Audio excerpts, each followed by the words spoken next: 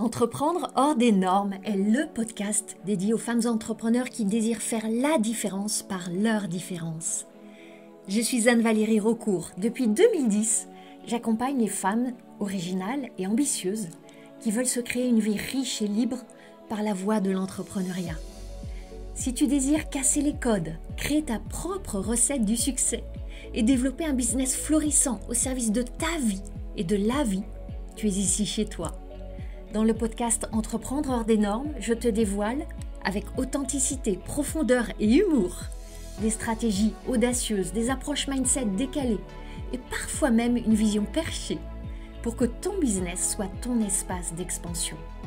Ici, on célèbre ensemble la puissance des femmes qui osent assumer leur singularité, exprimer leur plein potentiel et laisser leur empreinte.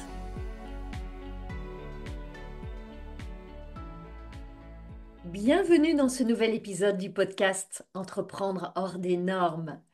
Aujourd'hui, j'ai envie d'ouvrir une conversation sur le fameux million d'euros de chiffre d'affaires.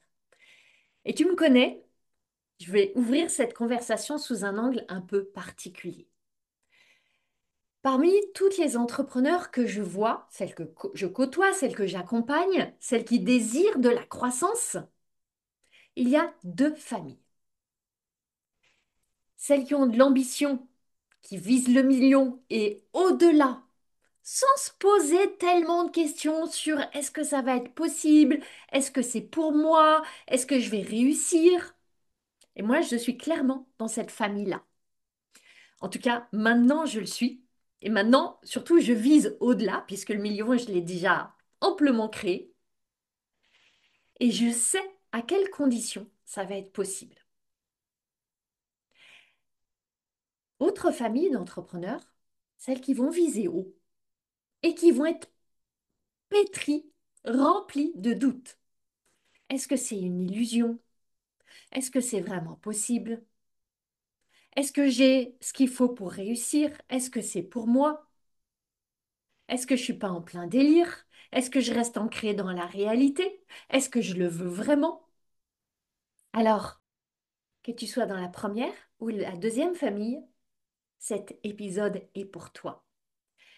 Je n'ai même pas évoqué la troisième famille, celle qui n'ose même pas rêver grand. Je prends le million comme symbole. Peut-être que pour toi, c'est 500 000.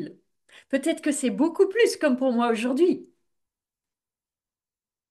Et si tu n'es pas à viser grand, à avoir une vision grandiose, reste dans cet épisode parce que peut-être que tu pourrais bien changer de perspective. Chez celles qui ne se fixent pas des grands objectifs ou se questionnent 1000 fois sur leurs ambitions, il y a souvent deux problèmes. Bien sûr, la fameuse peur d'échouer. Et donc, plutôt que d'aller risquer d'échouer, on va se créer l'échec par anticipation et la déception par anticipation de ne pas y aller, pour se protéger. Et puis la deuxième chose que je connais bien, c'est le sentiment de ne pas maîtriser le chemin. Si tu es comme moi, et c'est tellement le cas de beaucoup d'entrepreneurs atypiques, on a envie de contrôler. On voudrait avoir des certitudes. Et cette conscience que il y a tout un champ où tu n'auras jamais de certitude, où il y a tout un champ où tu n'as pas de pouvoir, ça peut te confronter à un sentiment d'impuissance. Et bien sûr qu'on n'a pas envie de ressentir l'impuissance, c'est un sentiment terrible.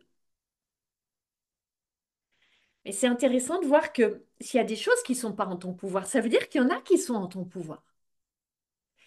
Et celles qui ont du succès, celles qui créent des résultats extrêmement élevés, celles qui génèrent beaucoup d'argent, elles se sont toutes frottées à un défi et toutes elles continuent à se frotter à ce défi. Et je continue à me confronter à ça,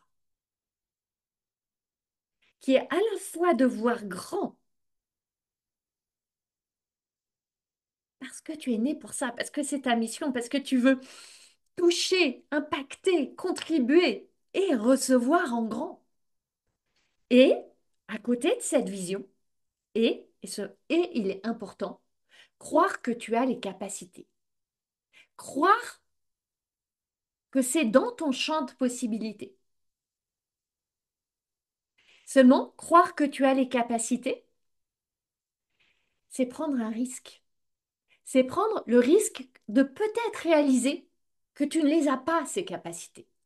Pas encore, et que tu vas avoir à travailler vraiment pour les développer. Parce que si ton rêve, il n'est pas encore dans ta réalité, ça veut dire une seule chose, que tu n'as pas encore développé les capacités, que tu n'es pas encore devenue celle qui est en capacité de créer ce rêve.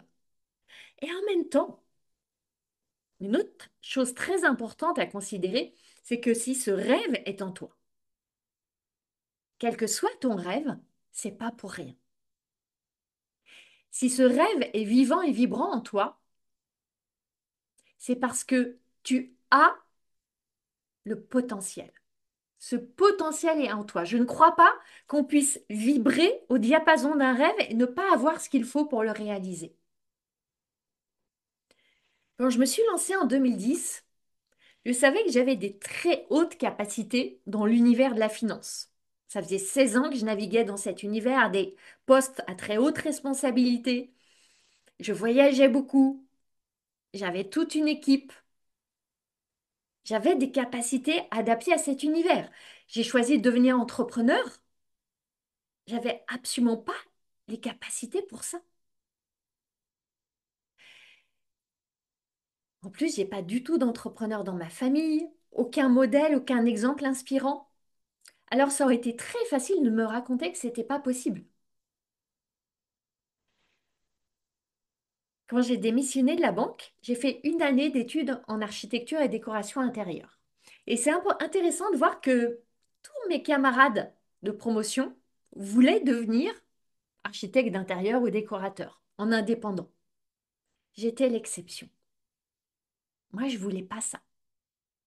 Dès que je suis rentrée dans cette formation à l'école Boulle, je savais que je voulais pas ça. Je voulais une vraie entreprise. Je voulais quelque chose de grand, de grandiose.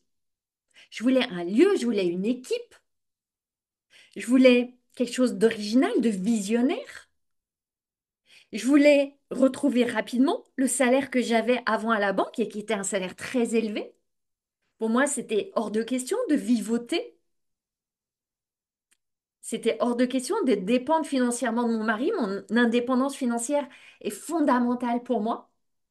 J'avais une féroce ambition. Je voulais pas réduire mon train de vie, je voulais l'accélérer, ce train. Et je savais que ça nécessiterait d'investir, de me changer, de me transformer, de me méga challenger. Je parle de tout ce parcours dans mon livre Femmes hors des normes. Si tu l'as pas encore lu, va te l'offrir sur Amazon. Tu vas pouvoir aussi comprendre plus en détail encore tout ce cheminement, ce processus. Ça demande une chose. Ça demande la confiance en ta capacité à développer tes capacités. Peut-être que les capacités, tu les as pas aujourd'hui et c'est normal. Et c'est pas ça qui est en jeu, c'est pas tes capacités de maintenant, c'est ta volonté de développer ton potentiel, de faire ce qu'il faut, de faire le travail, d'engager des efforts. Et pourquoi tu vas avoir cette volonté? Parce qu'elle est sous-tendue par un désir intense. J'avais ce désir intense de faire quelque chose de grand, de grandiose dès le début, là où tous mes camarades voulaient simplement être décorateur, décoratrice. Je voulais quelque chose de grand déjà. J'avais terriblement peur. J'étais terrorisée. Et j'y suis allée. Et ça demande tout ça une autre qualité, l'humilité. L'humilité de dire, je ne sais rien, mais je vais apprendre à savoir. Je pars de zéro et je suis enthousiasmée, excitée, allumée par l'idée d'apprendre sur le chemin. Parce que j'ai tout à apprendre et je suis là pour apprendre. Nous avons à vraiment être humbles sur ce chemin, et pas seulement au début. L'humilité, elle est à chaque étape du chemin. Le million, c'est une illusion seulement quand tu ne crois pas que tu vas t'engager assez pour le créer. T'engager assez, vraiment beaucoup, intensément, pour tes rêves, pour tes désirs, pour ta mission, pour ton futur, pour le futur. Il y a une chose qui me motive profondément, depuis le début. Ça fait 15 ans que je suis entrepreneur. Cette chose, c'est ne pas avoir de regrets. Ne jamais me dire j'aurais pu, mais j'ai pas osé et je suis passée à côté. Ne surtout pas mourir avec cette conscience que j'ai laissé un potentiel dormant, que j'ai refusé d'aller le rencontrer. Ça, jamais. Et c'est pour ça que dès le début, j'ai investi massivement. Même si j'en avais absolument pas l'habitude. Pendant tout mon parcours dans la finance, j'ai vraiment pas investi sur moi, sur mes compétences. Ça roulait. Mais là, cette grande vision que j'avais, elle avait besoin d'être soutenue. C'est aussi une question de congruence. Tu veux des grands résultats, engage des grandes ressources. C'est aussi ça, la congruence.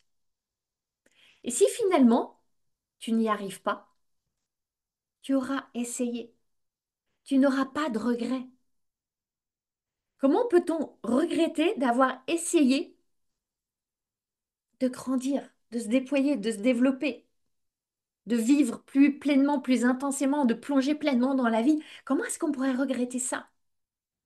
Je préfère 1000 fois avancer et rentrer dans des murs et là, déployer ma créativité pour trouver comment contourner, passer dessus, dessous, faire un souterrain, ou trouver un autre chemin, plutôt que de rester à stagner, en sachant que oui, il y a des murs, il y aura toujours des murs, que certains seront des vrais obstacles, que ça fera mal, et que dans d'autres murs, il y aura exactement la porte vers mes rêves. Je préfère 1000 fois vivre de manière à pas avoir de regrets. Oui, quitte à ressentir des déceptions, quitte à vivre de la frustration. Et je les connais, ces émotions-là. Je préfère ça plutôt que vivre avec ce sentiment latent, toujours présent, comme un parfum amer, âcre, que je passe à côté de mes rêves, à côté de ma vie, à côté de mon potentiel. Elle est franchement pas agréable, l'amertume des regrets. Et tu le sais, fondamentalement, dans ce chemin de dépassement de soi, il y a tellement, mais tellement de joie. J'aime dire que les entrepreneurs, on est comme des athlètes de haut niveau. Si tu prends des athlètes, il y en a très très très peu qui vont gagner les Jeux olympiques ou d'autres médailles. Et pour autant, il y en a une quantité incroyable qui va s'entraîner pour ça, qui va viser ça, qui va vibrer pour aller au plus haut, au sommet de leur excellence. Tout le monde n'est pas appelé à monter sur un podium des Jeux olympiques, mais beaucoup sont appelés par le chemin. Et s'ils ne visaient pas les Jeux olympiques, très certainement, ils n'atteindraient pas leur niveau d'excellence, de performance qu'ils atteignent en visant cette étoile-là. Et tout ça, ça commence par des décisions. Décider de générer 1 million, ou 100 000 ou 500 000 ou 10 millions, ton étoile. Et là, tu observes. Est-ce que j'ai les compétences ou est-ce que j'ai pas les compétences? Si je les ai pas, il est fort probable que tu ne les aies pas, autrement tu y serais déjà. Je les ai pas, ok. Puis là, tu décides. Est-ce que tu es prête à développer ces compétences ou tu n'es pas prête? Les développer, évidemment que ça va signifier travailler, consacrer du temps, de l'énergie, investir de l'argent. Peut-être que tu n'auras pas un retour sur investissement immédiat. Peut-être que tu n'auras pas un retour sur investissement immédiat en termes d'argent. Es-tu prête à le faire quand même? À allouer du temps, à allouer de l'énergie? J'ai toujours investi massivement, dès le début. Au début, comme j'avais un organisme de formation, une grosse machine, j'ai eu besoin de grands locaux qui étaient à Paris dans le 11e arrondissement. J'ai loué tout un magnifique ancien atelier d'artistes, du mobilier, des travaux, une équipe. J'avais une équipe de 15 personnes. J'ai fait faire un magnifique site web. J'ai payé pour du référencement, une agence de relations presse, du design.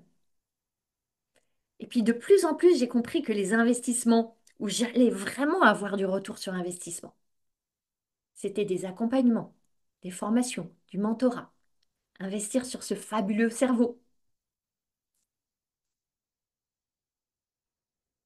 Et oui, au début, j'avais peur. J'avais peur d'autant plus que pour ma première entreprise, j'ai investi massivement. J'avais dû faire un business plan pour présenter à des banques, pour avoir un emprunt, essayer d'obtenir des aides, etc. Et quand j'étais face à ce business plan et que je voyais ce que j'avais à générer chaque mois, oui, j'avais peur. C'était une charge énorme. Et je ne me suis pas donné le choix.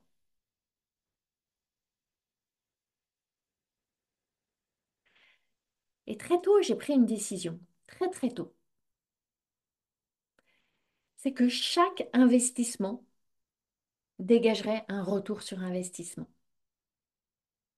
Peut-être pas en euros directement, et que j'aurais toujours un retour sur investissement. De l'argent, une relation nouvelle, un apprentissage, une prise de conscience, une décision.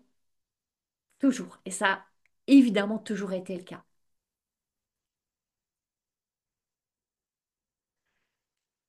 Récemment, au moment où j'enregistre cet épisode, tout récemment, j'ai ouvert les portes de Sacré Bise pendant 4 jours. J'ai eu quelques échanges avec des entrepreneurs qui hésitaient à rejoindre Sacrébise et qui me posaient des questions. J'en ai tiré un certain nombre de conclusions, dont une que j'ai envie de te partager là. Je vais te partager mon observation et mon émotion. Cette émotion, je vais la nommer perplexité, même s'il y a d'autres émotions qui gravitent autour. Franchement, je suis perplexe quand je vois des entrepreneurs, quel que soit d'ailleurs leur niveau de maturité entrepreneuriale, qui ne sont pas prêtes à investir 2 000 euros, c'est le prix pour rejoindre Sacrébise, qui ne sont pas prêtes à investir 2 000 euros pour leur business, pour leur évolution, pour leur cerveau, pour leur avenir, pour leurs rêves. Parce que qu'est-ce que ça me dit? Ça me dit une chose. Et cette chose, elle me désole. Ça veut dire qu'elles ne croient pas en leur capacité à générer au moins 2 000 euros. Et quand je vois une entrepreneur qui ne croit pas en sa capacité à générer 2 000 euros, au moins, ce qui serait juste le rééquilibrage de son investissement, sans même compter tout le reste qu'elle aura appris et transformé et libéré et transmuté, ça m'interroge vraiment sur fondamentalement un état d'esprit entrepreneurial. Et pour revenir à ce que je te disais tout à l'heure, ça veut dire quoi? Qu'elles ne croient pas qu'elles vont s'engager assez pour ça. Ça parle de leur propre relation à leur propre engagement. Et j'en vois donc qui renoncent. Pour moi, c'est un renoncement. Et quand tu renonces, tu vas très souvent te trouver des prétextes de bonne aloi. Moi, l'argent, ça ne m'intéresse pas. Moi, je me contente de peu. Mais ce que tu dis vraiment, c'est je ne crois pas en moi. Et je ne veux pas faire le travail pour croire. Quand tu te lances, tu n'as quasiment jamais les capacités pour devenir une entrepreneur qui réussit. Tu le serais déjà. Mais le sujet, il n'est pas seulement quand tu te lances. À chaque niveau, tu as des nouvelles compétences à acquérir. Quand j'ai atteint 100 000, 300 000, 500 000 euros, 1 million, à chaque niveau, j'ai été challengée. À chaque niveau, il y a des nouvelles compétences, capacités, talents à déployer. Et à chaque fois, tu as à prendre cette décision. Est-ce que je développe ou je développe pas? Est-ce que c'est assez important pour moi? Est-ce que mon rêve importe assez? Est-ce que j'importe assez? Est-ce que je suis assez importante pour ça? J'ai toujours été de ces coachs ou mentors qui disent la vérité sur le chemin. Même si c'est pas très sexy, même si ça peut parfois même ne pas être très vendeur, je le dis toujours. C'est un sacré chemin de développement personnel que d'être entrepreneur. Tu le sais.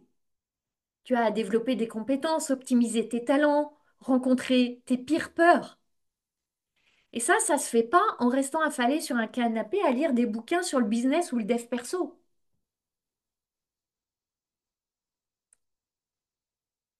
Seulement, il y a en même temps tout ce champ auquel tu es exposé aussi comme moi et qui franchement m'agace. Cet étalage sur les réseaux sociaux, je parle surtout d'Insta et Facebook, sur les succès ultra rapides par la seule grâce de l'énergie. La vérité, et je peux dire que j'observe, j'analyse, je décortique, la vérité, c'est que ces influenceuses ou entrepreneurs ou peu importe comment on les nomme, que tu vois, que tu envies, qui te disent que tout est par le pouvoir de la manifestation et de l'énergétique. La vérité, c'est qu'elles manient avec un très grand talent le marketing. Elles ont des tunnels ultra bien ficelés. Ce qui fait leur succès, c'est pas la manifestation. C'est juste un marketing subtilement orchestré, qui ne dit pas son nom, mais qui est bien là pour soutenir tout le reste. Il y a tout le branding, il y a tout le visuel, il y a tout l'univers. On te promet un chemin sans douleur, sans effort, mais non, ça n'existe pas. Toutes celles qui créent le fameux million sont celles qui vont là où les autres ne vont pas. Un rêve, c'est excitant, c'est lumineux, mais il y a aussi de l'ombre, des coûts, un prix à payer. Sinon, tout le monde réaliserait ses rêves, n'est-ce pas? Combien de fois je suis allée là où j'avais peur? J'étais terrifiée. À mes débuts, c'était décrocher mon téléphone, faire de la prospection à froid. L'année dernière, c'était oser annoncer que j'allais monter sur une scène de TEDx alors que je n'avais absolument pas la scène, je ne savais absolument pas comment ça fonctionnait tout cet univers. Et j'ai remué terre et ciel pour ça. Tes plus grands rêves vont toujours avec un prix à payer. Est-ce que tu es prête à en payer le prix? Mes clientes qui connaissent les plus grands succès, que ce soit dans Sacré Biz, dans le cercle hors des normes, c'est vraiment celles qui vont danser, flirter avec les limites de ce qu'elles croyaient possible. Celles qui vont engager le travail, celles qui vont prendre la peur sous leurs mains, sous leurs bras, jour après jour, et dire j'y vais. J'y vais avec la peur. Je marche en avant. Je marche en avant le plus souvent possible. J'ouvre une voie. C'est pas le chemin le plus facile. Si c'était le plus facile, tout le monde y serait. Et on n'est pas nombreux sur ce chemin-là. C'est pas un hasard. Si tu veux que le million soit pas une illusion, tu as à faire ce travail. J'avais une discussion en mentorat avec une cliente sur tout ce qui se joue dans la vente. Et elle est en train de travailler sur la signature d'un gros contrat avec une de ses clientes. Et je lui parlais de ce concept qui se joue dans l'inconscient, dans la vente, c'est le transfert de certitude. Elle n'était pas certaine que sa cliente allait s'engager vraiment, que sa cliente ferait le travail. C'est un gros contrat sur 1 an. Et quand elle-même a ce doute, c'est une faille. Il y a une brèche dans la certitude. Quand il y a une brèche dans ta certitude, c'est ce que tu transfères. Alors, je l'ai aidé à élever sa fréquence, sa certitude. On ne parle pas de conviction, on parle de certitude. Tu as à peindre une vision, à décrire les enjeux, à montrer la certitude. Ça vaut pour tes clients et ça vaut pour toi. Pour que le million ne soit pas une illusion. Tu vas être ancré et clair sur ta vision. À avoir la perception des enjeux pour toi. À travailler sur ta certitude.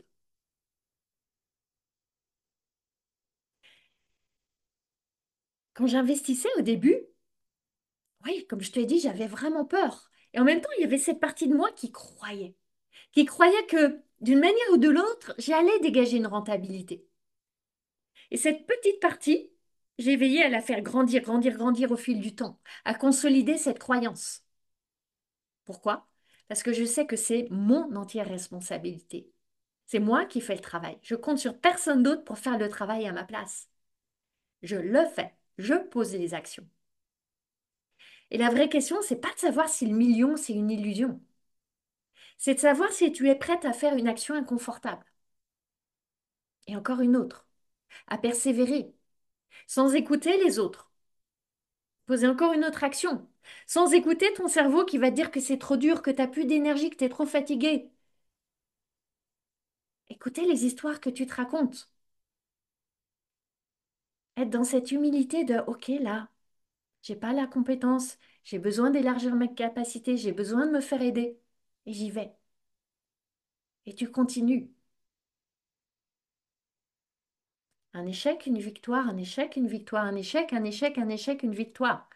Une tentative, une expérimentation, un essai, un échec, une victoire. Tu vas chercher l'or qui est caché dans chaque échec et créer tes victoires. Tu n'es pas en train de te mentir à toi-même là, tu es justement dans ta vérité. Parce que c'est quoi l'alternative? C'est le mensonge. C'est te raconter que tu n'es pas capable, que toi tu es trop limité, que tu n'as pas ce qu'il faut. C'est trop pour toi, que tu n'es pas assez pour ça. Que la grandeur c'est pour les autres, mais pas toi, pas dans cette vie en tout cas. Moi je préfère continuer à avancer et ne jamais, jamais, jamais avoir de regrets. Parce que c'est ça. C'est une vie sans regret qui est en jeu, là.